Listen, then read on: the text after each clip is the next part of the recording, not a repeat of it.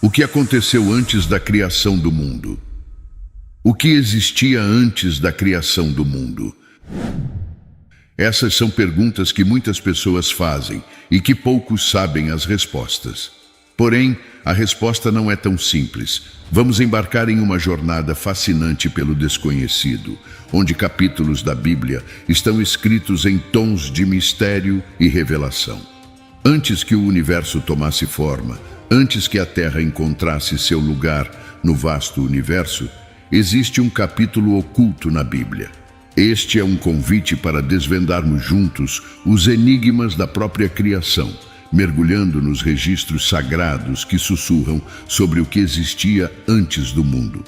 Em Pedro 1, versículo 20, afirma que ele foi formado antes da fundação do mundo, mas foi manifestado nos últimos tempos por sua causa. Gênesis documenta o início da criação na história humana, mas não cobre os eventos da eternidade passada, pois Moisés escolheu omiti-los antes da criação da humanidade no mundo material. Existe uma história independente da criação. Deus existia antes do conceito de energia, tempo, espaço, e o universo foi criado pelo resto das Escrituras, fornecem algumas pistas sobre a história da eternidade passada que precedeu a vida humana antes da criação da Terra. Deus tinha majestade com seu Filho. Jesus explicou quem ele era antes da criação do mundo. Jesus compartilhou muitos mistérios conosco, incluindo eventos anteriores à criação. A oração que Jesus fez em João 17 é uma das mais significativas da Bíblia. É considerada a oração mais potente já feita pela maior pessoa que já viveu. Através desta oração, podemos sentir as batidas do coração de Jesus enquanto ele ora a seu Pai. A Bíblia contém muitas orações notáveis. Enquanto admiramos as orações de Salomão, Abraão e Moisés, esta oração em particular destaca-se como a mais notável registrada na Bíblia sobre a qual Jesus falou. O esplendor e a grandeza que ele compartilhou com Deus Pai antes da criação do mundo estão descritos em João 17, versículos de 1 a 5. Jesus falou estas coisas e, levantando os olhos para o céu, disse: Pai, chegou a hora. Glorifica o teu Filho, para que o Filho te glorifique, assim como deste autoridade sobre toda a humanidade, para que a todos aqueles que deste, ele possa dar a vida eterna. E a vida eterna é que te conheçam, o único Deus verdadeiro, e Jesus Cristo, a quem enviaste. Eu te glorifiquei na terra, realizando o trabalho que me deste para fazer. E agora, Pai, glorifica-me contigo mesmo, com a glória que tive contigo antes que o mundo existisse. Antes da criação da terra, Deus existia, e Deus tinha majestade com seu Filho. O livro de Gênesis começa com a criação do homem e de outras criaturas, mas é evidente que Deus não estava começando lá. De acordo com a Bíblia, Deus estava presente desde o início, quando o universo foi criado. De acordo com a Bíblia, Deus existia antes da criação do universo. Ele é descrito como um ser eterno que sempre existiu e sempre existirá. Isso é apoiado por vários versículos ao longo das Escrituras em Gênesis capítulo 1. A palavra Elohim, que é um substantivo plural, que significa deuses, isso implica que Deus é 3 em 1. Bem, esta estrutura gramatical pode parecer incorreta, mas é teologicamente correta e significa a natureza trina de Deus. Orações autênticas muitas vezes podem revelar os pensamentos e emoções mais profundos de uma pessoa. João 17 oferece uma rara oportunidade para testemunharmos a verdadeira natureza e o coração de Jesus através desta oração. Jesus toca em vários temas que são explorados ao longo do Evangelho, incluindo glória, glorificar, enviado, acreditar, mundo, amar. Jesus pediu para ser glorificado. Pai, chegou a hora, glorifica o teu Filho, para que o Filho também possa glorificar-te. Antes que a hora da glorificação de Jesus ainda não tivesse chegado, agora chegou a hora. Jesus orou primeiro por si mesmo, mas seu apelo não foi egoísta. Sua preocupação consigo mesmo era uma preocupação com a glória do Pai. O filho só pode glorificar o pai se o pai primeiro responder à oração do filho. Glorifica o teu filho. Jesus não esperou até sua obra na cruz para glorificar a Deus, o Pai. Toda a sua vida, ele glorificou a Deus na terra. Jesus glorificou o Pai ao longo de sua vida, desde sua circuncisão e dedicação no templo até sua silenciosa obediência em Nazaré. Jesus trouxe glória a Deus Pai através de sua fé inabalável, obediência e trabalho diligente em todo o seu ministério terreno. Cada sermão que ele pregou, cada pessoa cega ou doente que ele curou, todas as instruções e treinamentos que deu aos seus discípulos, todos os confrontos com os corruptos líderes religiosos, cada pergunta que ele respondeu e cada toque amoroso que ele concedeu a todos eles serviram para glorificar Deus Pai. Lemos então: terminei a obra. Jesus, com divina confiança e segurança, viu a obra na cruz como já concluída. Jesus pediu ao Pai que o glorificasse com a mesma glória do próprio Pai. Esta foi uma oração de total dependência de Deus Pai, não independência. Vários indivíduos imploram por elogios e atenção. No entanto, o apelo por glorificação de Jesus é muito diferente. Glorifica-me junto contigo mesmo. A diferença normalmente está entre dependência e independência. Também lemos: com a glória que tive contigo diante do mundo. Se Jesus estava ciente de sua pré-existência e da natureza dela, ele sabia que houve um tempo na eternidade em que Deus, o Filho, e Deus, o Pai, compartilharam a glória. Jesus não poderia orar isso honesta ou sensatamente se ele não fosse o próprio Yahvé, igual a Deus o Pai. Em Isaías 42, versículo 8, Yahvé proclamou que ele não compartilha sua glória com ninguém.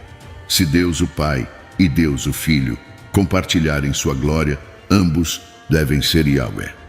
Um comentarista da Bíblia observou que Jesus tinha uma petição principal para que o Pai o recebesse de volta à glória que ele havia renunciado para cumprir sua tarefa. Essa petição para um retorno à sua glória imaculada implica inequivocamente sua pré-existência e igualdade com o Pai. Isso confirma sua afirmação de que ele e o Pai são um só, como afirmado em João 10, versículo 30. O Evangelho de João enfatizou a glória de Jesus ao longo de seu registro. João teve o cuidado de registrar as muitas maneiras pelas quais Jesus se referiu à sua própria glória nesta oração. Os eventos que levaram à crucificação começaram com a traição. A frase "agora o Filho do Homem é glorificado" refere-se à razão pela qual Jesus veio ao mundo. Ele morreria e seria ressuscitado dentre os mortos como expiação substitutiva. O Filho glorificaria o Pai e o Pai glorificaria o Filho. Eles promoveriam a glória um do outro, destacando a grandeza de Deus. É isso que os cristãos são chamados a fazer. Tudo o que fazemos em pensamentos, palavras e ações é para a glória de Deus. Jesus não ora apenas por si mesmo. Ele ora por nós em João 17, versículo 4. Jesus diz: Pai, desejo que também aqueles que me deste estejam comigo onde estou, para ver minha glória que você me deu, porque me amou antes da fundação do mundo. Seja lá o que formos ou nos tornarmos em nossas vidas espirituais, devemos tudo ao Salvador que se entregou por nós, que orou por nós para que pudéssemos ser um com Ele, e que nos deu uma vida tão linda como padrão a seguir em nossas próprias vidas de oração. No final, vemos Jesus e sua glória novamente no livro do Apocalipse. João, ao documentar as coisas que viu, vê um Jesus poderoso que não se compara a qualquer homem típico. Em Apocalipse 1, versículos de 12 a 13, João vira-se para ver a voz que falava com ele e viu 7 candelabros de ouro. No meio dos candelabros, ele viu alguém semelhante a filho de homem, vestido com um manto que chegava até os pés e enrolado no peito com uma faixa dourada. João descreve o som da voz que ouviu como distinto e marcante, semelhante ao som de uma trombeta. A voz poderosa é a do Alfa e Ômega, o primeiro e o último, que está no início e no fim de tudo. Jesus identificou a si mesmo com esses nomes em Apocalipse capítulo 1, versículo 8, confirmando claramente sua divindade. Podemos imaginar o que passou pela cabeça de João quando ele comparou o som da voz que ouviu com a lembrança da voz de Jesus. João a descreveu como uma trombeta em Apocalipse 1, versículo 10. No entanto, ele estava ciente de que era Jesus devido à descrição da voz como o Alfa e o Ômega. Depois de passar uma quantidade significativa de tempo com Jesus durante seu ministério na terra, João finalmente teve a oportunidade de conhecê-lo cara a cara. O manto e o cinto podem evocar imagens do sumo sacerdote da Bíblia, implicando que Jesus é o sumo sacerdote do seu povo. Outras ocorrências de cintos em Apocalipse, como em 15, versículo 6, também são douradas e associadas a imagens sacerdotais de anjos no templo celestial. Portanto, Jesus aparece não apenas como rei, mas como sacerdote, uma combinação de imagens familiar aos judeus da época. João continua descrevendo a cabeça e o cabelo de Jesus como brancos como lã, branca como a neve, seus olhos como chama de fogo, seus pés como bronze polido, quando aquecido até brilhar em uma fornalha, e sua voz como o som de muitas águas, conforme Apocalipse capítulo 1, versículos de 14 até 15. Esta descrição de seus olhos é semelhante à narrativa que temos de um anjo no livro de Daniel, Daniel 10, versículo 6. Seu corpo também era como topázio, seu rosto tinha a aparência de um relâmpago e seus olhos eram como tochas acesas. Seus braços e pés eram como o brilho do bronze polido e o som de suas palavras era como o som de uma multidão. Esta descrição de seus membros é semelhante à narrativa que obtemos de um anjo no livro de Ezequiel. Ezequiel 1, versículo 7. Suas pernas estavam retas e seus pés eram como cascos de cal e brilhavam como bronze polido. A característica angelical que aparece na visão que João teve de Jesus não o rebaixa ao mesmo nível dos anjos, mas sim enfatiza a imensa grandeza de Jesus. Ele não pode ser retratado como menos glorioso do que um anjo. Olhos gloriosos como fogo descrevem olhos apaixonados na literatura grega, mas também podem representar os olhos sobrenaturalmente flamejantes de seres divinos ou anjos. O metal brilhante também pode representar a glória de Deus, como em Ezequiel 1, versículo 27, mas outras características sugerem que, embora João retrate a glória de Jesus como nada menos que a de um anjo, é certamente mais do que a de um anjo. O rosto de Jesus também brilha como o sol. Textos gregos às vezes retratam a divindade brilhando como o sol ou o relâmpago. O texto judaico faz o mesmo para os anjos e outros, mas também para o próprio Deus. João continua em Apocalipse 1, versículo 16 a 17. Em sua mão direita, ele segurava 7 estrelas, e de sua boca saiu uma espada afiada de 2 gumes. Seu rosto era como o sol brilhando com sua força. Quando eu o vi, caí aos pés dele como um morto, e ele colocou a mão direita sobre mim, dizendo: "Não tenha medo, eu sou o primeiro e o último." Embora John fosse um apóstolo que conheceu Jesus enquanto ele estava na terra, ele foi tomado de admiração depois de ver esta visão incrível. Mesmo os 3 anos que João viveu na terra com Jesus não o prepararam adequadamente para o momento em que Jesus apareceu para ele em sua majestade celestial. Naquele momento, João percebeu o poder divino e a majestade que Jesus desistiu enquanto vivia na terra. Filipenses 2, versículo 7, mas esvaziou-se, assumindo a forma de servo e nascendo à semelhança dos homens. Neste momento, João sabia que milagre era que Jesus poderia proteger sua glória e autoridade enquanto caminhava nesta terra. Apocalipse 1, versículo 8. O vivente e eu estávamos mortos, e eis que estou vivo para sempre, e tenho as chaves da morte e do Hades. Jesus é quem vive, foi morto e está vivo para sempre. Ele possui credenciais de ressurreição e vive para nunca mais morrer. A vitória que Jesus superou sobre o pecado e a morte foi eterna. Ele não ressuscitou dos mortos apenas para morrer novamente. Jesus é o único que possui as chaves do Hades e da morte. Alguns acreditam que o diabo tem a autoridade ou o poder de decidir quem vive e quem morre, mas estão obviamente enganados. Somente Jesus tem as chaves do Hades e da morte em sua forma original. Apocalipse era conhecido no grego antigo como Apocalipsis. A palavra significa uma revelação e desvelamento. O livro do Apocalipse é a revelação de Jesus Cristo no sentido que pertence a Ele. Ele é quem faz a revelação. Jesus é a pessoa sobre a qual o livro nos fala. Por que precisamos de uma revelação de Jesus? Deus o deu para mostrar a seus servos. Esta é uma razão significativa pela qual Deus escolheu revelar esta informação sobre Jesus Cristo à humanidade. Ele a deu para mostrar aos seus servos. Deus revelou esta informação para que pudesse ser compartilhada com outros e não mantida em segredo. Isso é um apocalipse, uma revelação, não algo apócrifo. A criação oculta dos filhos de Deus é muitas vezes uma identidade misteriosa. Muitos leitores da Bíblia acham misteriosa a identidade dos filhos de Deus e dos Néfilim, cativante em Gênesis 6, versículos de 1 até 4 e no livro de Jó. No livro de Jó, há um homem rico chamado Jó que viveu na terra de Uz com sua extensa família e vastos rebanhos. Seu trabalho é conhecido por ser irrepreensível e correto, sempre se esforçando para viver uma vida moral. Ele mantém um relacionamento disciplinado com Deus. No entanto, o trabalho logo perde todas as suas posses e sofre muito.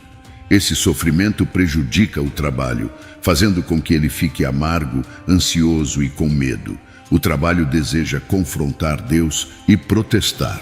Eventualmente, Deus intervém na situação. 3 vezes Jó pediu a Deus para falar com ele.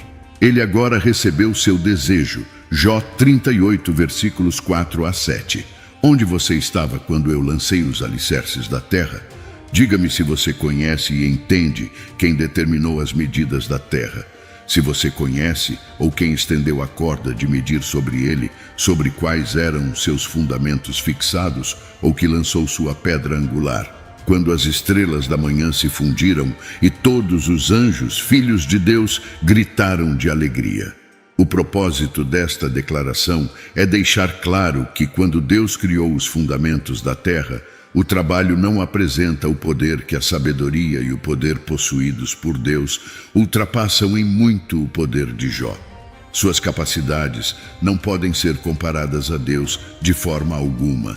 As perguntas também servem para lembrar ao trabalho que havia muitas coisas que ele não sabia. Quando as estrelas da manhã cantaram juntas e todos os filhos de Deus gritaram de alegria, é revelado que seres angélicos, conhecidos como estrelas da manhã e filhos de Deus, testemunharam a criação da terra e celebraram a glória, o poder e a sabedoria de Deus envolvidos no processo. Após a criação, houve relatos de casamentos mistos entre os filhos de Deus e as filhas dos homens, que foram considerados ímpios durante uma época de rápido crescimento populacional, principalmente devido à longa expectativa de vida no mundo pré-dilúvio. Gênesis 6, versículos 1 até 4. Agora aconteceu que quando a humanidade começou a se multiplicar na face da terra e nasceram-lhes filhas, os filhos de Deus viram que as filhas da humanidade eram lindas e tomaram esposas para si, quem quer que escolhessem. Então o Senhor disse: meu espírito não permanecerá com o homem para sempre, porque ele também é carne, mas seus dias serão 120 anos.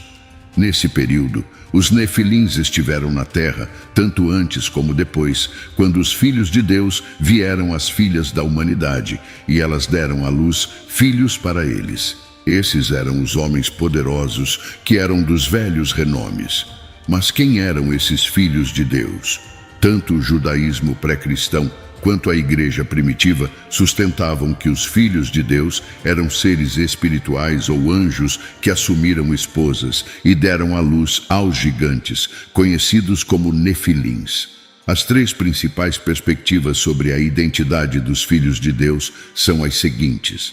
Primeiro, eles eram anjos caídos. Em segundo lugar, eram governantes humanos poderosos. Ou, em terceiro lugar, eram piedosos descendentes de Seth, intermarcando-se com descendentes ímpios de Caim. A crença tradicional é que os filhos de Deus eram seres sobrenaturais que tiveram filhos com mulheres humanas, resultando nos nefilins. Aqui estão as razões que apoiam esta visão.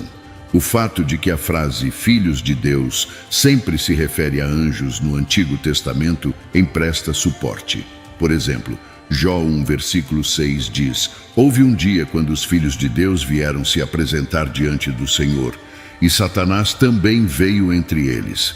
Da mesma forma, Jó 2, versículo 1 afirma: Houve um dia em que os anjos, filhos de Deus, vieram se apresentar diante do Senhor, e Satanás, o adversário, também veio entre eles para apresentar-se diante do Senhor.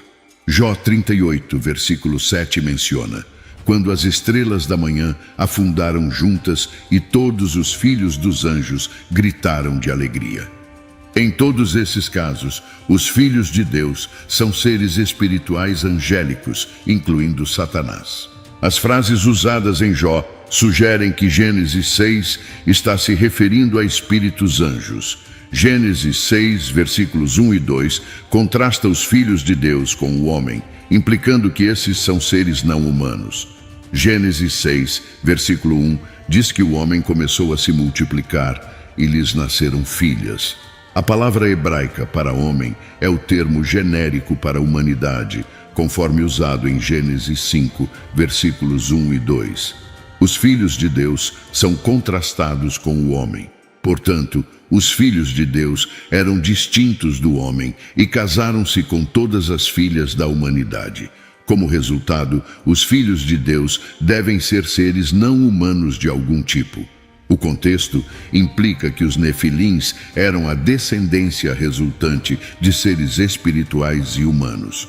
Os nefilins ou caídos em Gênesis 6, versículo 4, são personalidades misteriosas, homens poderosos que eram dos velhos renomes. O texto não explica como os nefilins chegaram.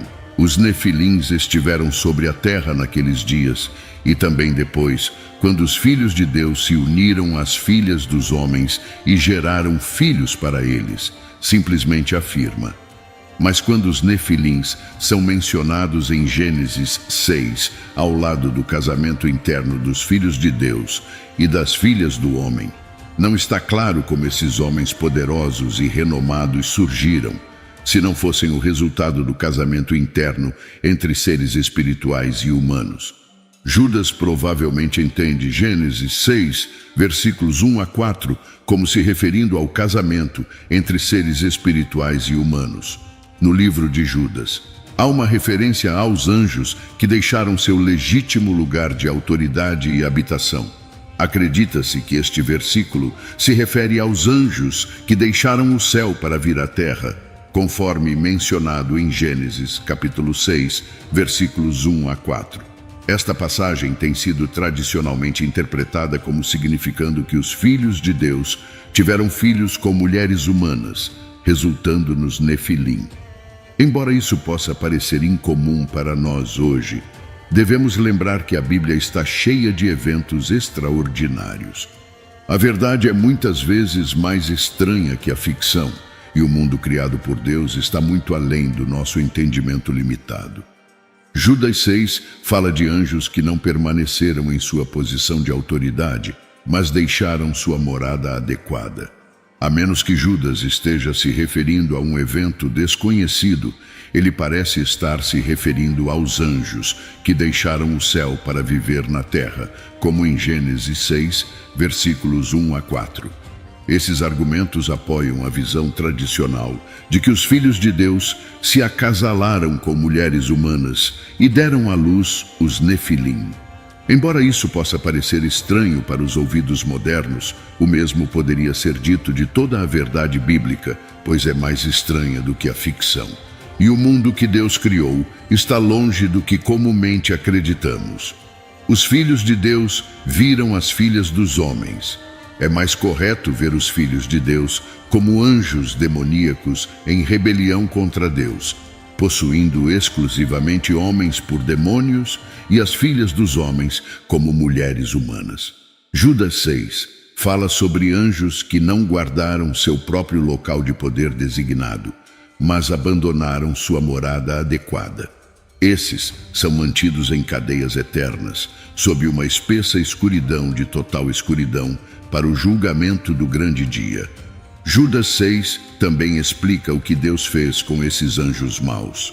Pedro 3, versículos 19 e 20, nos informa que Jesus proclamou sua vitória na cruz sobre eles, no qual também foi e pregou aos espíritos que agora estão em prisão, os quais noutro tempo foram rebeldes, quando a longanimidade de Deus esperava nos dias de Noé, enquanto se preparava a arca.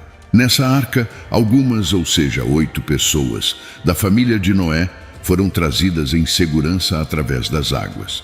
Anjos caídos raramente são mencionados na Bíblia, já que a grande maioria dos anjos no céu nunca caiu em desgraça e foi para o lado negro. Alguns, no entanto, escolheram fazê-lo. Os anjos caídos não mantiveram seu início, o que significa que não seguiram o caminho em que foram criados. Os anjos foram criados para estar no céu com Deus, louvando-o e cumprindo suas ordens, assim como os humanos foram criados para glorificá-lo. No entanto, os humanos foram criados para viver na terra, não os anjos. Mesmo assim, esses anjos deixaram seu início ou ponto de partida no céu, escolhendo rejeitar o plano de Deus por suas vidas, exercendo seu livre arbítrio. De acordo com a Bíblia, esses anjos são anjos caídos, pois deixaram o céu. O que aconteceu com esses anjos, de acordo com a Bíblia? Segundo Pedro 2, versículo 4. Porque se Deus não poupou os anjos quando pecaram, mas os lançou no inferno e os entregou aos abismos das trevas, reservando-os para o juízo.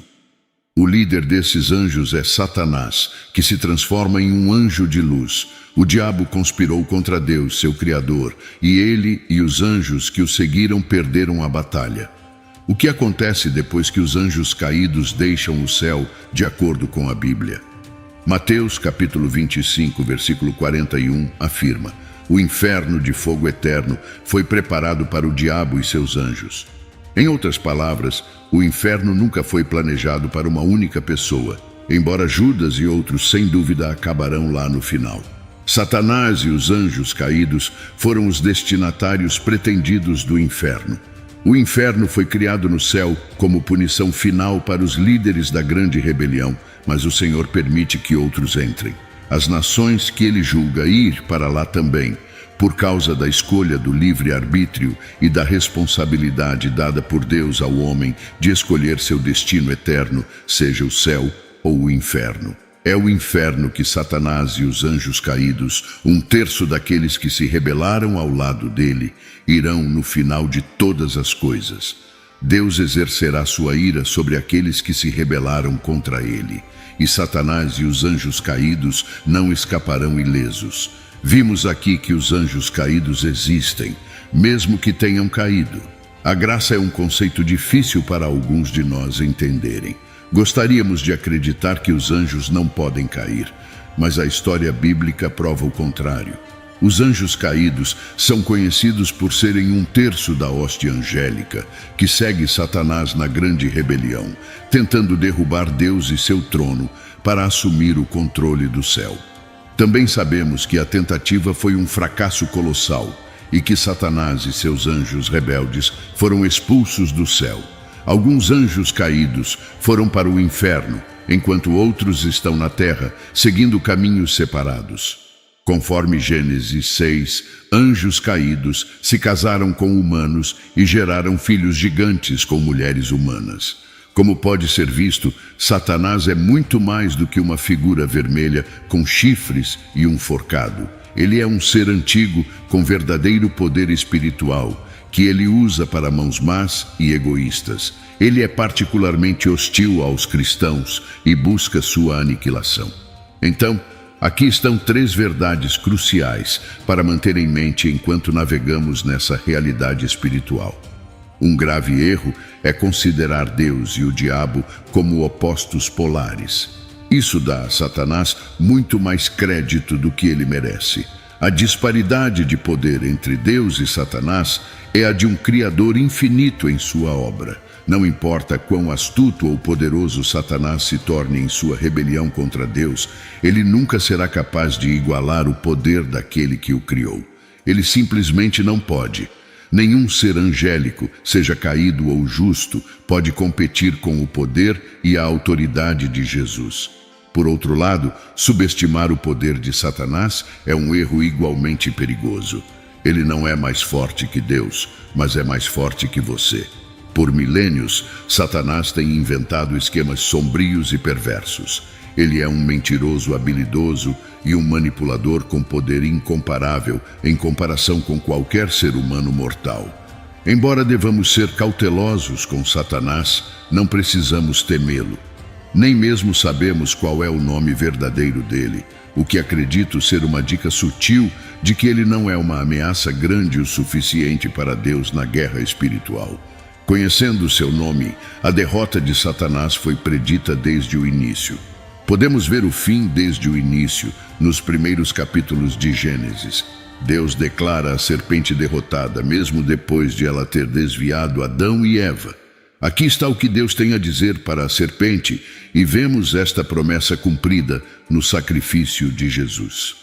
Apesar de receber o golpe fatal, Jesus esmagou a cabeça da serpente quando entregou seu espírito. Aguardamos ansiosamente o dia em que esta promessa será plenamente cumprida. Fique preparado para a guerra espiritual. Muitos de nós, criados nos tempos modernos, estamos frequentemente cegos para as realidades espirituais e as forças invisíveis em ação. Embora tenhamos aprendido sobre eles em livros e falemos sobre eles, poucos de nós realmente participam deles. Ao fazê-lo, podemos nos expor a conflitos espirituais. A maneira mais rápida de perder uma batalha é não saber que você está envolvido nela. O poder de Jesus é muito mais do que palavras em uma página e esperança após a morte. Batalhas espirituais acontecem ao nosso redor todos os dias. Se quisermos ser guerreiros espirituais eficazes, devemos nos apoiar na oração, sintonizar nossos corações com a presença real de Deus e cultivar o discernimento enquanto buscamos fazer a obra do Pai. Nosso adversário é formidável, mas nosso Deus é ainda mais. Uma guerra espiritual está acontecendo agora e afeta todas as pessoas do planeta. É um choque entre 2 reinos, um liderado pelo Deus Todo-Poderoso, o Príncipe da Paz, e o outro liderado por Satanás, o Príncipe das Trevas. Um é o reino do bem, enquanto o outro é o reino do mal. Um representa a luz, enquanto o outro representa as trevas. Um representa bênçãos, enquanto o outro representa maldições. Um representa a vida, enquanto o outro representa a morte. Esses 2 reinos antagônicos não podem coexistir. Eles estão em desacordo desde o início do conflito espiritual. O que causou esse conflito? Após serem expulsos do terceiro céu, Satanás e seus seguidores comprometeram-se uns com os outros e formaram o reino rebelde que ainda existe hoje. Continuará a existir até ser destruído pelo poder supremo de Deus. Paulo nos alertou para manter nosso objetivo principal em mente, para que possamos enfrentar as artimanhas do diabo sem nos voltarmos uns contra os outros. Ele enfatizou que nosso adversário não é de carne e osso, mas os maus espíritos. Quando este evento ocorreu antes da criação do mundo, muitas pessoas se perguntam o que aconteceu antes da fundação da Terra. Várias coisas ocorreram. No entanto, houve uma ocorrência que envolveu você antes dos fundamentos da Terra. Deus escolheu você. Efésios 1, versículos 13 e 4 diz: Bendito e digno de louvor seja o Deus e Pai de nosso Senhor Jesus Cristo, que nos abençoou com todas as bênçãos espirituais nos reinos celestiais em Cristo, assim como em seu amor Ele nos escolheu em Cristo. Realmente nos selecionou para si mesmo antes da fundação do mundo, para que sejamos santos, aqueles que são consagrados e separados para Ele, motivados por um propósito e irrepreensíveis aos seus olhos, apaixonados. A carta que Paulo escreveu aos Efésios é diferente de muitas de suas outras cartas encontradas no Novo Testamento. Assim como Romanos, Efésios não foi projetado tanto para abordar preocupações de uma igreja específica, mas foi escrito para esclarecer alguns dos enormes princípios que permeiam todo o Novo Testamento.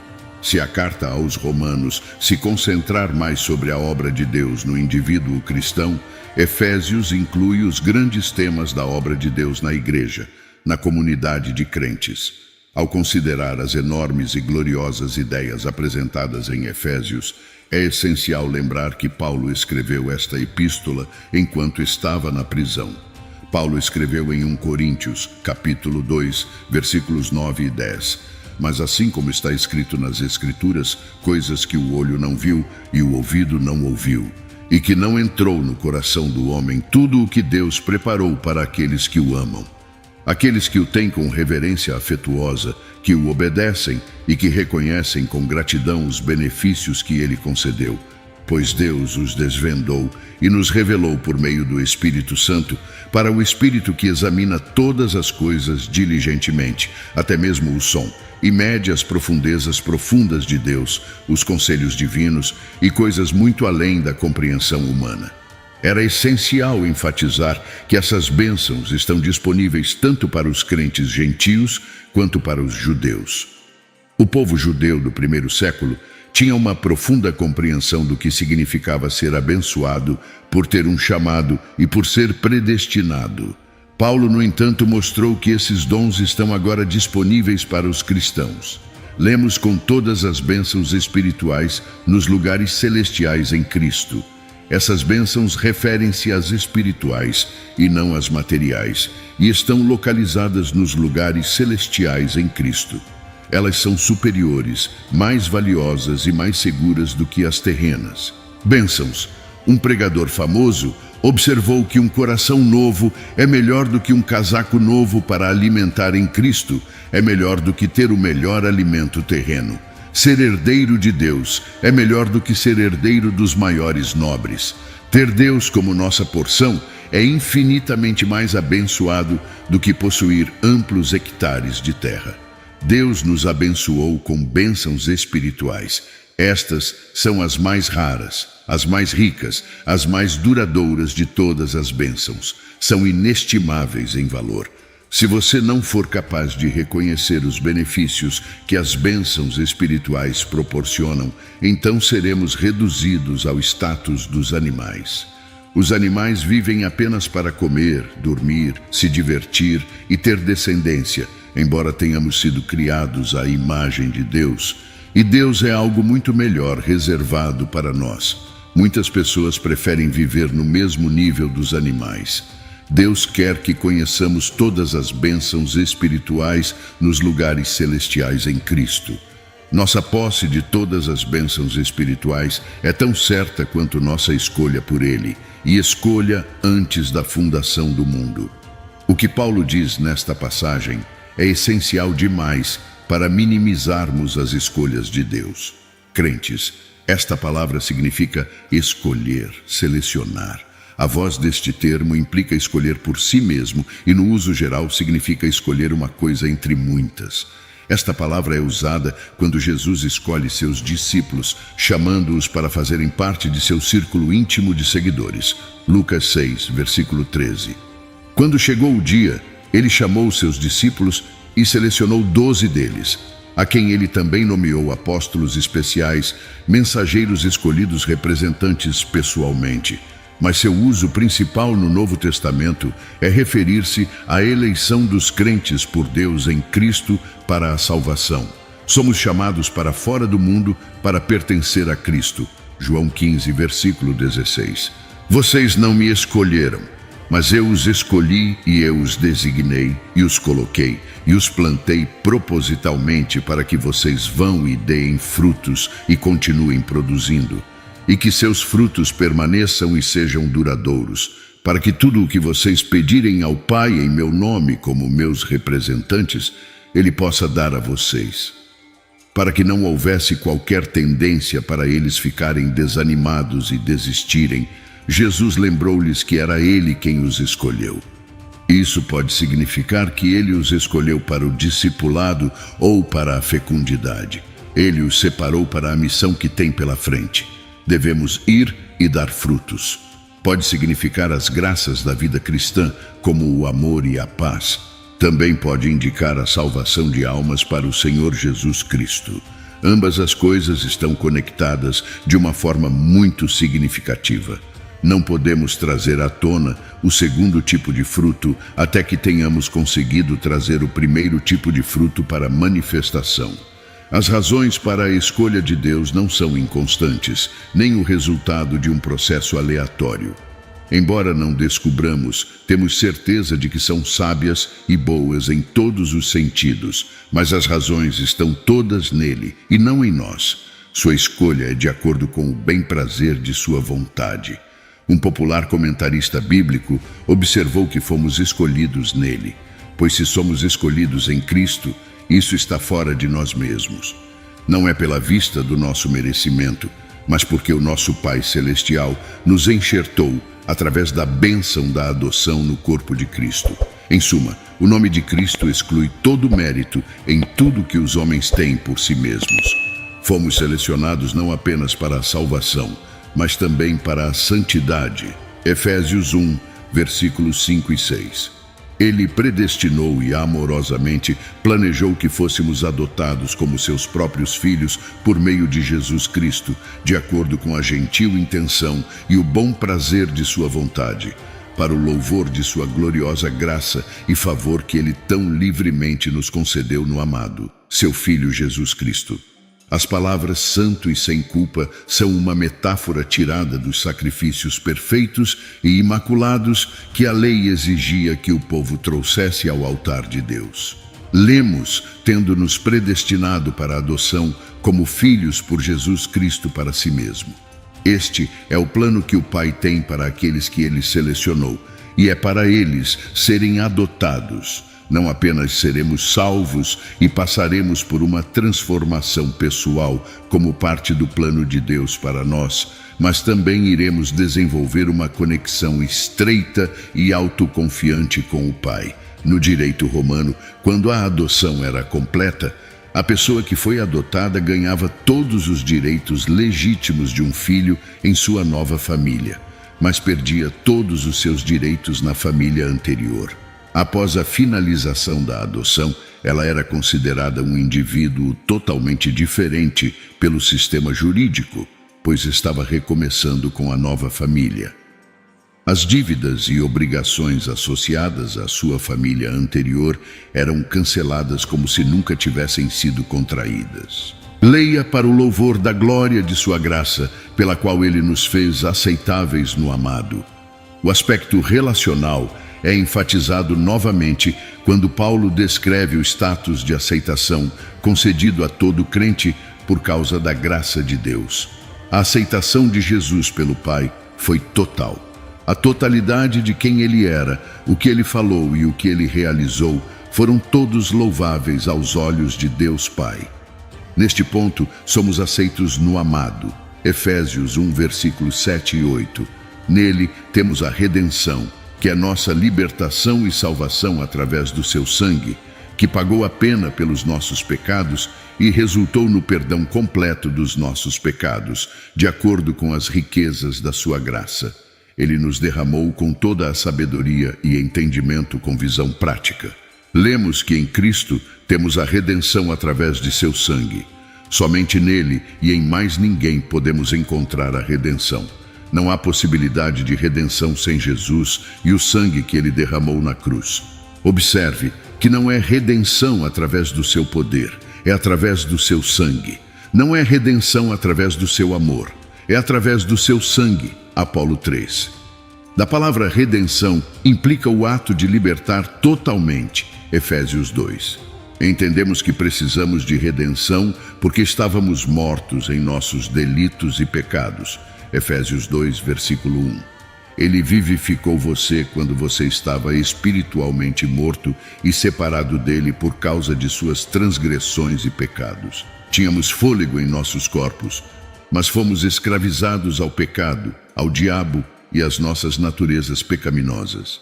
Em Efésios 2, versículos 2 e 3, lemos que, uma vez, você andou seguindo o caminho deste mundo, influenciado por esta era presente, de acordo com o príncipe das potestades do ar, Satanás, o espírito que agora está trabalhando nos desobedientes, os incrédulos que lutam contra os propósitos de Deus. Entre esses incrédulos, todos nós já vivemos nas paixões de nossa carne, nosso comportamento governado pelo eu pecaminoso, cedendo aos desejos de natureza humana sem o Espírito Santo e os impulsos da mente pecaminosa. Estávamos, por natureza, crianças sob a sentença da ira de Deus, assim como o resto da humanidade. Merecíamos a vingança de Deus. No final, devíamos um dinheiro que nunca conseguiríamos sozinhos. Éramos inimigos de Deus, como Paulo explica em outro lugar, Romanos 5, versículo 10.